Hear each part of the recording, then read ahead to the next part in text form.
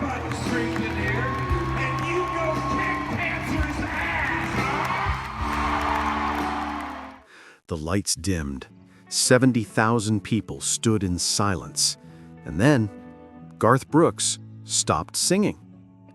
For a few seconds, all you could hear was the sound of a crowd holding its breath. Then, as if by instinct, 70,000 voices began to sing back to him. The stadium shook.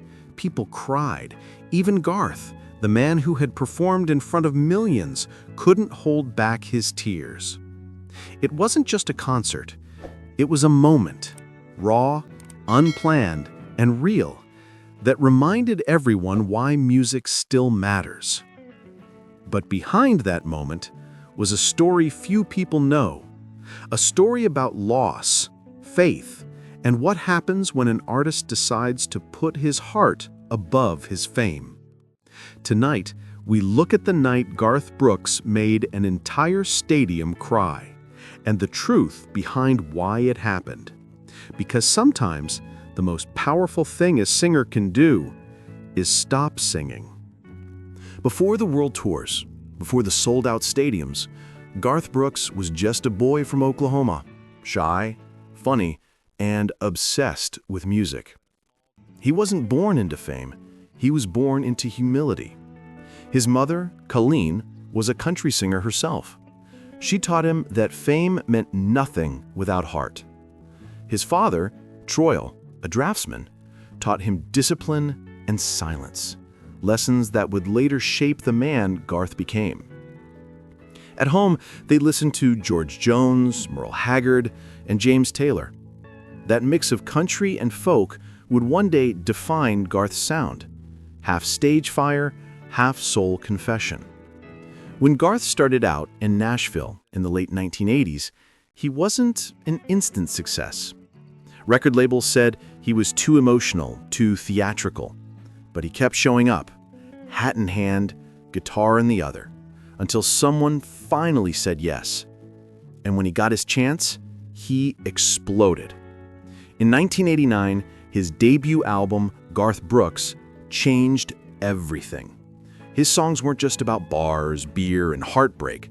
They were about people, ordinary people, trying to make sense of life, love, and loss. By the mid-1990s, Garth wasn't just a star, he was a phenomenon. He sold over 150 million records, outsold Elvis in the US, and became the only artist to perform in front of more than 1 million fans in a single tour. But even with the fame, Garth never lost that Oklahoma simplicity. On stage, he laughed like a kid, cried like a friend, and hugged strangers as if he'd known them forever. He didn't perform for people, he performed with them. And maybe that's why when he finally stopped singing that night in 2017, 70,000 people didn't hesitate, they just kept the song going. Because they weren't fans, they were family. By the mid-1990s, Garth Brooks wasn't just breaking records. He was breaking the rules. In an era where country music was supposed to stay small, he made it massive. His concerts looked more like rock shows, lasers, pyrotechnics, flying harnesses. But the heart of every song still came from the porch and the pasture. He turned quiet country ballads into stadium anthems. When he sang The Dance, people didn't just listen, they wept. When he sang Friends in Low Places, the crowd didn't just cheer, they screamed the lyrics back like a gospel revival. But behind the roaring stadiums and the flashing lights, the cost of greatness began to show. Fame had made Garth a giant, but it was slowly crushing the man inside him.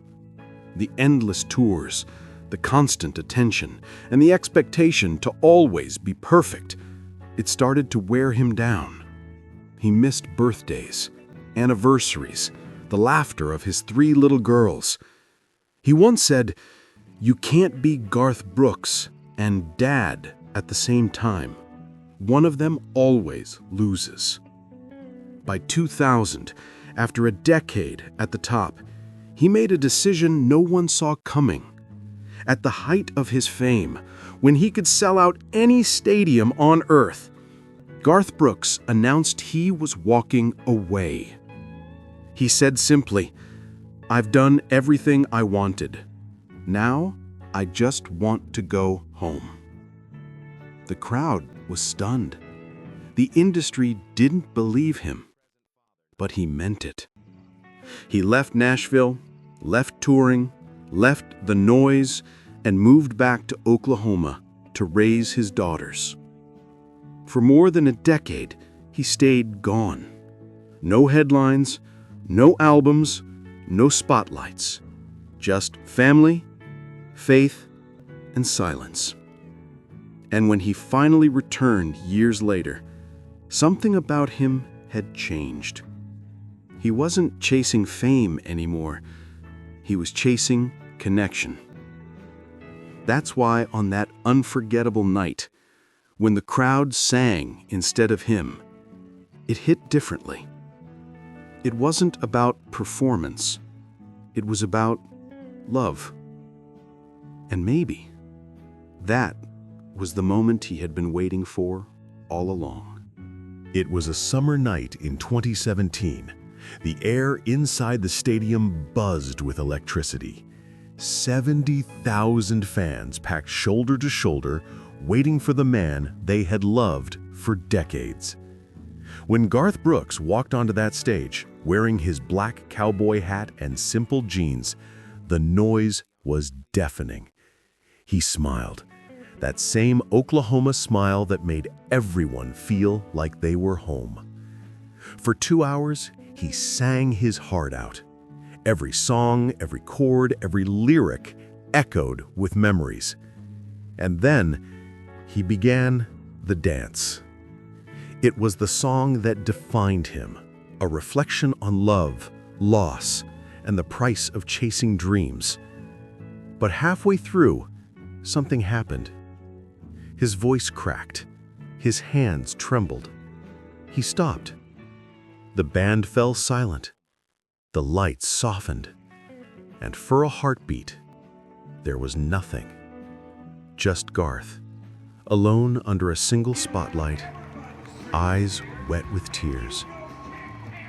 Then, one voice from the crowd began to sing.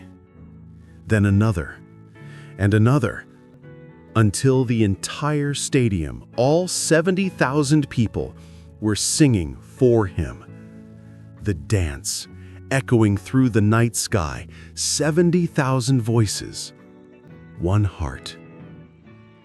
Some cried quietly. Others shouted the words through their tears. Garth turned away from the mic, wiping his face. He didn't try to stop them. He didn't try to take the spotlight back. He just listened and let them sing. It wasn't about perfection anymore. It was about connection. He had given them his voice for 30 years, and that night, they gave it back. When the song ended, the crowd didn't cheer. They stood in silence, the kind of silence that doesn't need applause, because they all knew they had just lived something sacred. After the show, Garth said softly, "When I stopped singing, I heard what music really sounds like. It's not me. It's them."